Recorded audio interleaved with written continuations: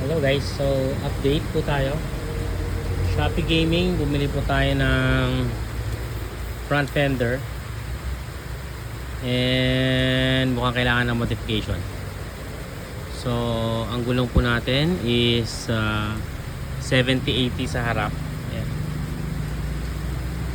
And we need modification.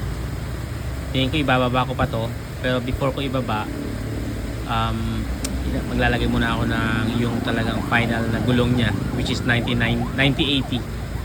So ngayon yan siya, yan look. Okay.